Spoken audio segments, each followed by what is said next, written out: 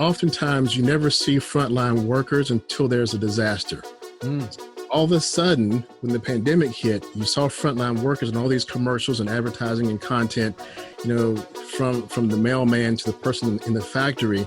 And we suddenly went to them for content to show that we are real. We are a real company with real people, and we want to have a human connection with you.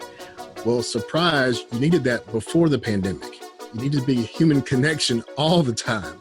And so that person on the front line who looks like your customer or has something more in common with your customer than your executive does, they should have been in the front the whole time. That's what a connection is. And that's a wrap. The Weekly Wrap, ending Friday, June 26th, 2020. This week has us wondering, are we marketing on a flat Earth? Are we keeping our fair share of budget in this post-COVID world? And no one can break your rules if they don't exist. So let's wrap it up, shall we? Our theme this week is, what do we know? As Mark Twain once said, it ain't what you don't know that gets you into trouble. It's what you know for sure that just ain't so. Oh, and as Spock said, logic, that's the beginning of wisdom, not the end of it. That's what I know, and this is the Weekly Wrap.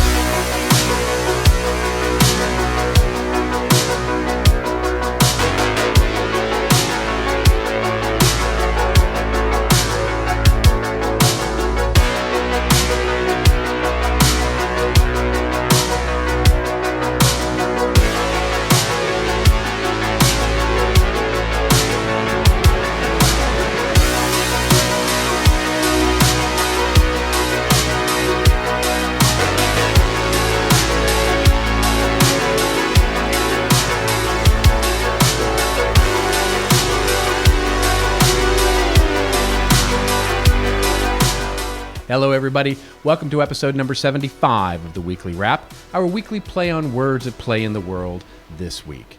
Well, this week, we're here to talk about things that we know and things we want to know and want to know more of. And we've got a great interview with a wonderful content marketing leader, A. Lee Judge, someone truly making meaningful waves in the world of content. As always, I'm your host, Robert Rose, Chief Strategy Advisor for the Content Marketing Institute, and it's time to get this week's show underway.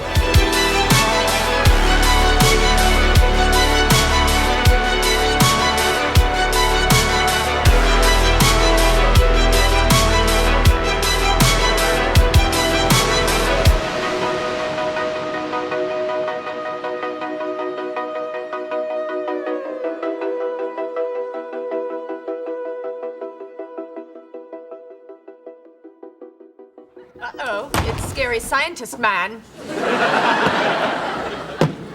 Okay, Phoebe, this is it.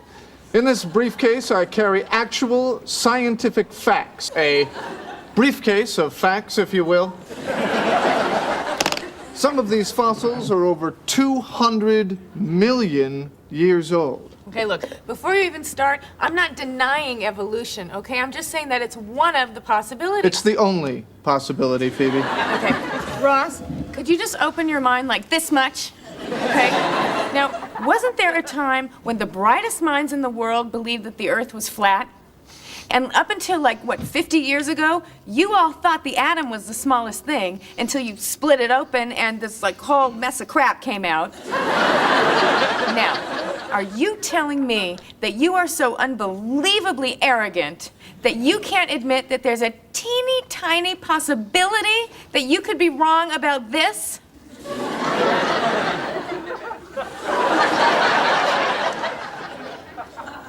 There might be a teeny tiny possibility. Can't believe you caved. What? You just abandoned your whole belief system. No, I mean, before I didn't agree with you, but at least I respected you. How are you going to go into work tomorrow? How are you going to face the other science guys? How are you going to face yourself?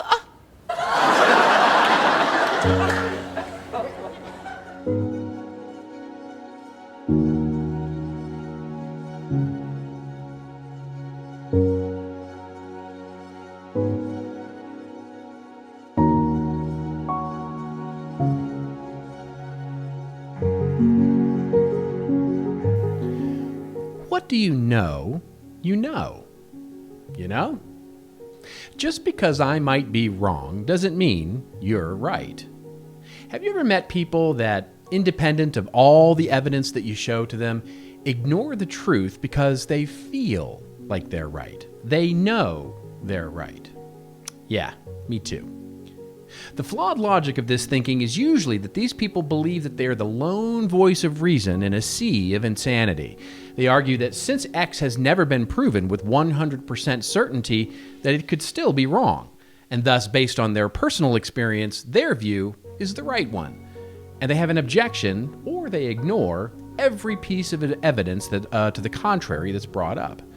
Now, the classic example of this is those that argue that the Earth is still flat. When presented with pictures of the Earth from space, they claim, well, the pictures are photoshopped. When presented with observations on Earth, such as the curvature of the horizon, the argument is, you can't actually see it, so it doesn't exist. You haven't been to space. You actually haven't seen a round Earth, have you? Well, no, I haven't, but I'm comfortable in saying that I know that it's round. Now, while the argument for a flat Earth is ultimately fairly silly, there are certainly more subtle and more damaging versions of flat Earth thinking as well. In business, and especially in marketing, we still see a fair amount of what we might call flat Earth marketing around.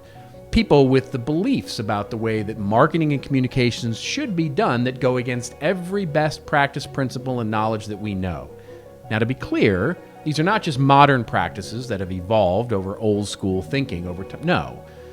Like the flat Earth concept itself, these are practices that have always been wrong. They just refuse to go away. There are companies that still work at formal and proactive campaigns at the end of the quarter for quarter-end discounts. Under pressure to meet quotas, sales teams often give better terms to customers who wait until the last minute. Some businesses stubbornly cling to this proactive strategy despite the overwhelming evidence that doing so is a bad long-term strategy. Some research even finding that efforts to do this result in a 51% decrease in sales win rate. There are still B2B executives who refuse to develop thought leadership programs for fear that they're giving away the company's secrets. There are heads of marketing who stubbornly cling to the idea that buying email lists should be a part of their outbound marketing strategy. There are others in public relations that still cling to this idea of AVE, which is ad equivalency value, for the measurement of the value of media mentions of the companies they work for. And the list, it goes on and on and on. Now, one of the reasons that so many of these flat Earth marketing practices still exist is because we can't prove them 100% wrong. No marketing strategy anywhere is or ever could be 100% proven. Reasoning in marketing is inductive, not deductive. So our conclusions as marketers only make outcomes more probable, never certain. So it's likely that the flat Earth marketers you have to deal with today, they're going to continue to be around. They'll always have that one anecdote about how buying that email list saved the company, or how a former CEO wrote a white paper and some competitor copied it and ruined their product launch as a result. As reasonable marketers, you can't fight this. It's exactly like Lloyd's reaction in the movie Dumb and Dumber when Mary tells him that there's a chance with her, but it's 1 in a million. He responds, "So you're telling me there's a chance?" You can't prove there's not a chance. You're giving your context away. You know that buying an email list is bad 990 days out of 1,000.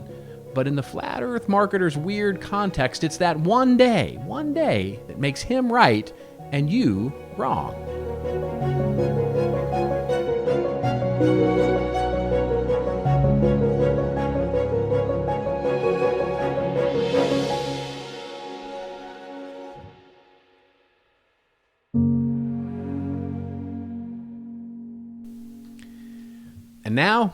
And now it's time to take a moment to look at what I know. And yes, it's time to recognize our wonderful sponsor. And what I know is that there is a well-known marketing saying that goes, content is king. And with organizations having to rely on their digital channels more than ever these days to reach customers, creating and publishing effective, engaging content has taken on a whole new level of importance. Sitecore recently held its inaugural virtual Marketer Day, and one of the tracks was dedicated to helping organizations better manage their content from beginning to end. Now, there's a new post, and it's a post-event guide titled Understanding the End-to-End Content Lifecycle. It's got practical steps that can help you optimize your content engine, personalize digital experience, and really develop better ones for your customers. I want you to download the guide today. You can see it right here on the screen at cmi.media/sitecore-lifecycle. That URL right there on the screen, you can just see it, cmi.media/sitecore-lifecycle.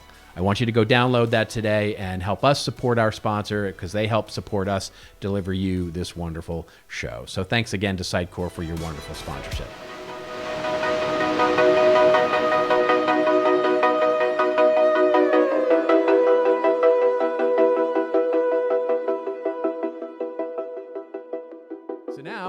Now it's time for our interview segment, and we've got a wonderful one this week. It's A. Lee Judge, someone I've known for a number of years. He's a wonderful marketing leader, just a great content creator. He's the founder of Content Monster, a cool company, works on the ground with content producers all around the world to produce excellent, wonderful multimedia content. He's an entrepreneur. He's got a background in media production, a career in marketing, experience in social media. He's had that since the beginning, and he saw this opportunity to bring media production, social media expertise, and marketing under one effort, and he's doing just that. He's also, by the way, the host of his own amazing podcast, A. Lee Judge, which just, by the way, switched from the business of content title to being called the business of marketing. So go check that one out for sure. Lee and I talked about a number of things. Of course, this week's news, which is about budgets and COVID and all of that happening to marketing. And of course, video. We touch on that a lot. I think you're really going to love this interview with A. Lee Judge. How are you doing? You got your shirt matching the wall there. I mean, what's going on? No coincidence, man. We're marketers, so things are typically planned out like that, right? Boy, no kidding. I look, I dig the green. I have to tell you, I'm about as sick of orange as I can possibly be with I did reach for Marketing orange. Institute. I thought that'd be too obvious to reach for orange today. So Yeah, exactly. Yeah. Yeah, I appreciate the green so much there. Of course, you are a friend and family of Content Marketing Institute and have been for some time. For those in the audience who may not know exactly who you are, tell us your story. Where did you come from? Where are you now? What are you doing? What are you up to? Okay, so again, I'm A. Lee Judge, and the founder of Content Monster. And just to give a bit of my history, I came from a very entrepreneurial family. So there was always talk in my family of how to build a business through awareness. I just didn't know it was called marketing at the time. And so when I moved to Atlanta, I was actually pursuing audio and video production. And then I found a job, which was a marketing job. Didn't know it was going to be a career at the moment. It was just a job. But those two worlds of mine lived parallel for about 10 years, the marketing, geeky, data crunching kind of person and moonlighting as the audio video person. Two very important parts of me, but they weren't really together until, those two things collided and ended up being called digital marketing. And so, this led to the creation of my company, Content Monster, because I was in a position that had deep understanding of audio and video content production and also digital marketing. So I said, let me put these two worlds together. In fact, it came from I'm working for a company and I was creating content because I already had the gear and the ability to do so, and had other companies reaching out to me and say, hey, was that done in-house or did you produce it for them? I said, well, kind of both, because I work for them, but I have the equipment and I produced it for them. And so that person became my first client and the business grew from there. So that's where Fantastic. I love that story so much. I mean, and it's, I have to think it's been an accelerated change with, not just the, COVID stuff, but certainly the acceleration of move we've seen with our clients, of course, the move to video, the move to audio, much more rich media sort of as a representation, and to have, yourself come with the expertise in that. I mean, it's something, you've sort of hit on, the moment of the day, as it were. Yeah. In fact, we started out, a little bit more broad in terms of content, in terms of, blog content, graphic design.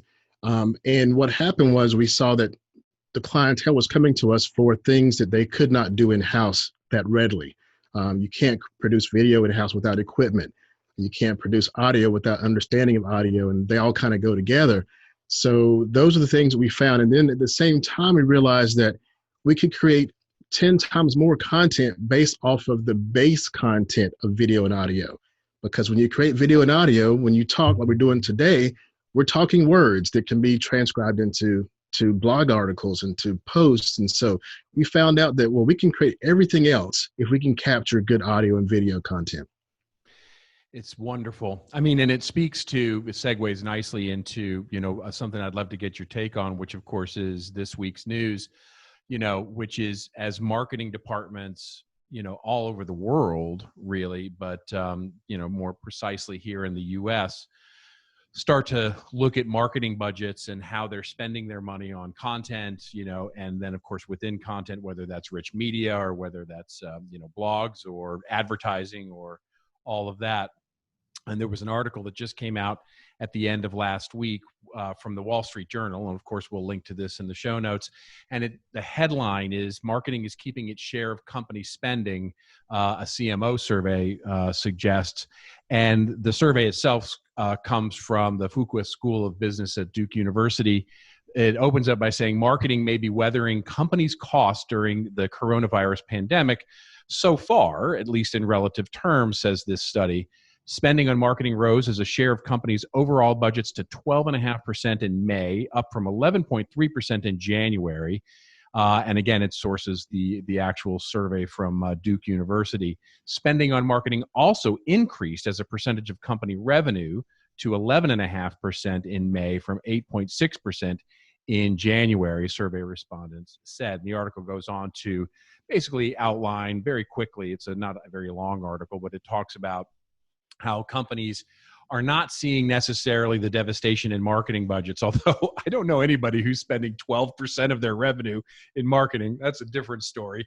But what's your take on this? What are you seeing from your clients in the way that they're altering spend or keeping their spend depending on what's going on in the world right now?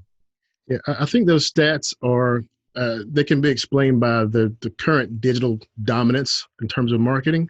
Large portions of marketing budgets, for example, were going towards events, the collateral for those events and the visibility for those events. Now, without those events, digital has a lot of, or marketing in general has some budget left. And digital may be all that's left for some organizations in terms of their marketing. So now what do you do with all that available budget? Well, you double down and make sure you can make up for the lack of face-to-face that you would be doing with sales. So if your sales staff isn't out in the field, you're not having the conferences and the conventions, but you have to keep going. It's almost like we're at home now. We're stuck at home. What do? We market. So, the pandemic shutdown happened Q2, right? April through June. And in larger companies, Q2 marketing tends to drive Q4 results. And so, with marketing owning the top of the sales funnel, any smart business, I think, would know that in order to be sales ready for Q4, that you can't have a weak marketing strategy in Q2, It's a fascinating point that you bring up, and it's one that we've seen too. One of the things that we've been exploring of late is sort of this idea of the decommodification of physical space, right? So the lack of the idea of conferences, the lack of meeting in person, the lack of getting on airplanes or having a luxury box at a sporting event, or all those things that used to be sort of part and parcel with how companies went to market. It's just gone now. And as we start looking at digital, as you put it, in sort of rich media, video content becoming a facsimile for that, right? Sort of a replacement for that. It feels like that's something that may stick out of all of this, right? That's something that may stick out of this disruption. What are you seeing in the way that companies are, because quite frankly, most of us, most companies, most executives, they're not very good on video. This whole content thing is a new muscle for them. How are you seeing this importance of being authentic, being, becoming known, becoming, good at content creation, whether it's rich media or not, sort of playing itself out? Are companies developing this muscle, or how are you seeing this play out? Well, there's a couple of things happening. I mentioned in an article I think I wrote recently about how oftentimes you never see frontline workers until there's a disaster. Mm. All of a sudden, when the pandemic hit, you saw frontline workers and all these commercials and advertising and content, from the mailman to the person in the factory. And we suddenly went to them for content to show that we are real. We are a real company with real people, and we want to have a human connection with you. Well, surprise, you needed that before the pandemic. You need to be a human connection all the time. And so that person on the front line who looks like your customer or has something more in common with your customer than your executive does, they should have been in the front the whole time. That's where the connection is. And so that's where, often one of the hashtags that content masters hung on to is be content, because we feel like, if another company, another marketing department can create the same content you can, then you're already heading down the path of not being as authentic or genuine or unique. But the one thing that no other company can do is be you. Your individual people are the unique kind of content that only you and your company and your employees, your executives can create. So what do I mean by be content? I mean, there's 4 things I think a company can go for. If they want to try to be content, here's a quick 4 things. So first of all, if you're an individual, even an executive, what do you want to be known for? What can you speak about for hours on end that you can be known for because you have true experience in it, because you know it? That right there is the most unique kind of content you can come up with, because nobody has your viewpoint, your experiences. The second thing is have enough guts to have an opinion. That's scary to do, and that's what one of the greatest factors that makes someone stand out in the crowd is their guts to have a voice and their own opinion. In addition to, necessary facts, of course, let your opinion stand on your unique experiences. And that's something that you take your experiences and you give your opinion based on that. Again, you can't get more genuine than your own unique experiences. And from that should come an opinion. And whether it's agreeable or disagreeable, it's content and it shows that you have a unique stance. The third thing is, be confident in your opinion and in the information you share. Don't be afraid to be wrong. The most confident people are probably wrong a lot. I mean, just like Michael Jordan took more shots than anybody else, he became successful for the ones that he made, right?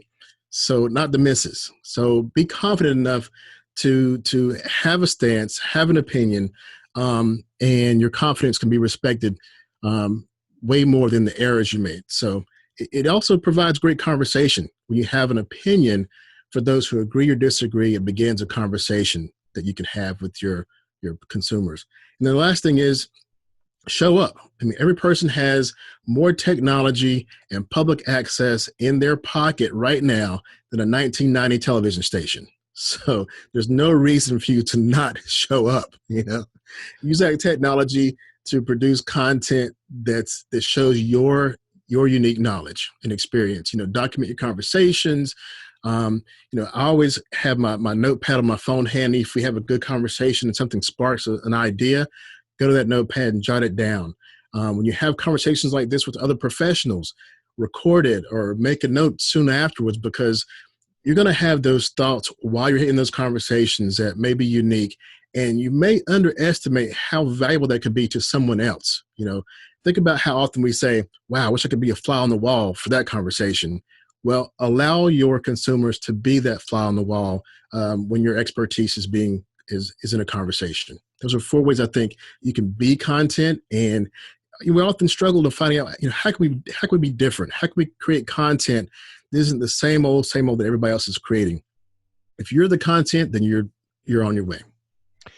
I love that so much. I mean, it's the whole thing. If you're going to be right for somebody, you've got to be willing to be wrong for somebody else.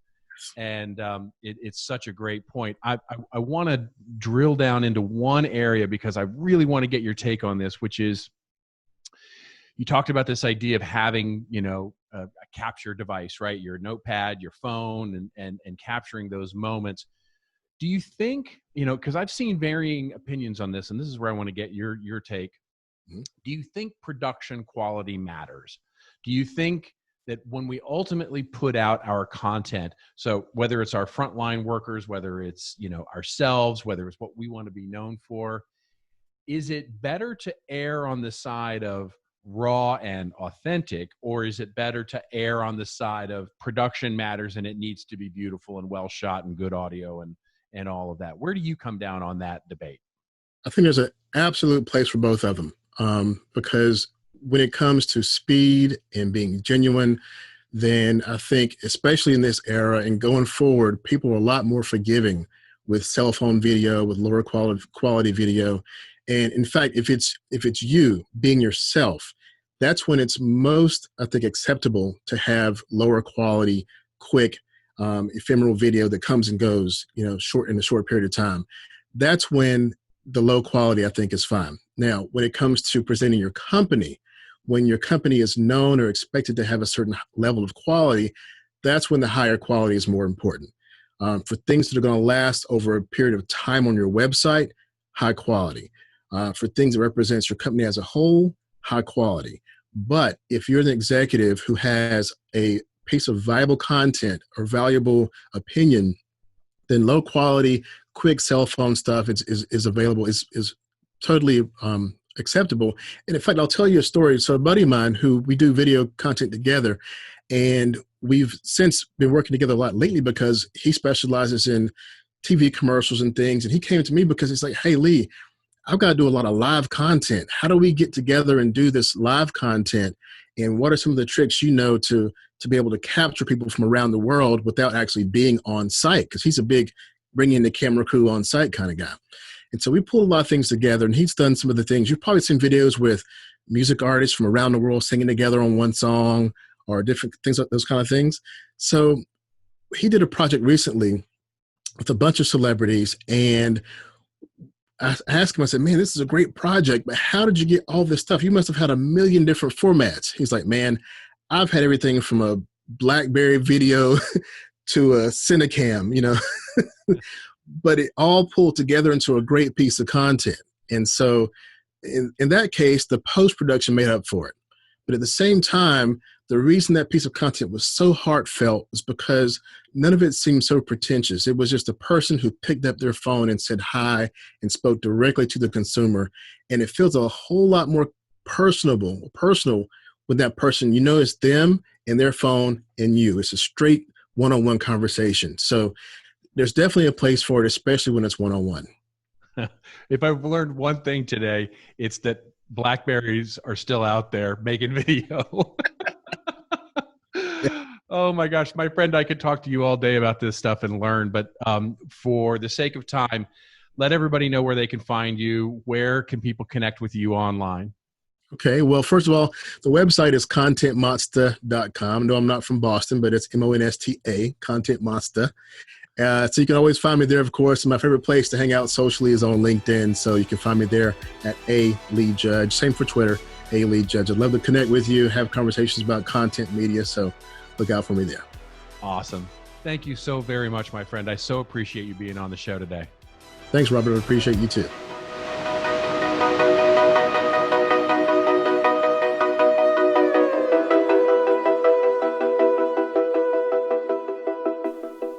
And that brings us to our last segment, which is one post on CMI's site that I'd love for you to take another look at, a third look at, an 11 billionth look at.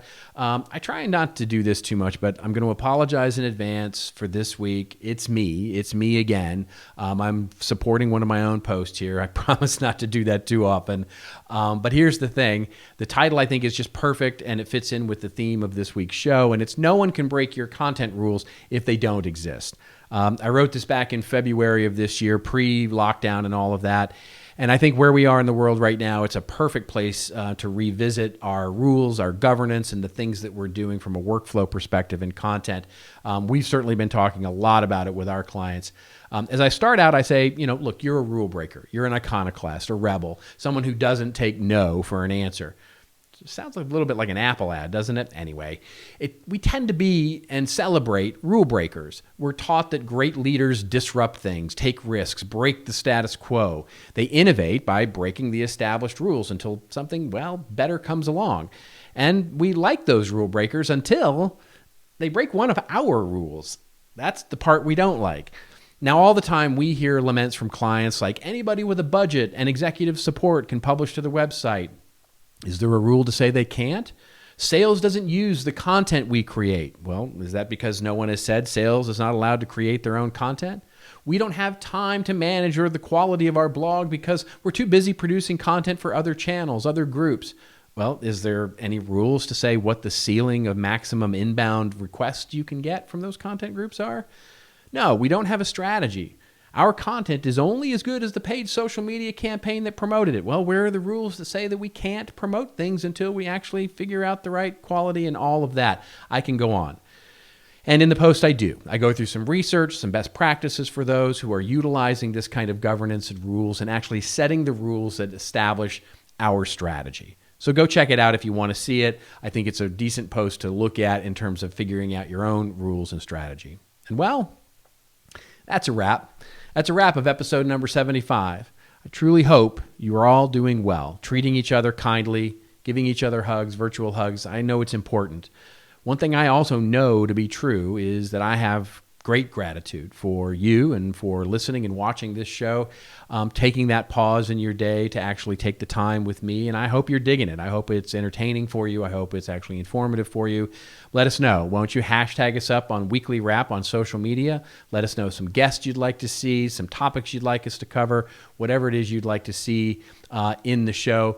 That's what we really want, is that input from you, our wonderful audience. And if you hate the show, like you're not digging it at all, you don't like it, you stumbled upon this on YouTube or on the flat earth the flat earth marketer, the one who makes you doubt what you know.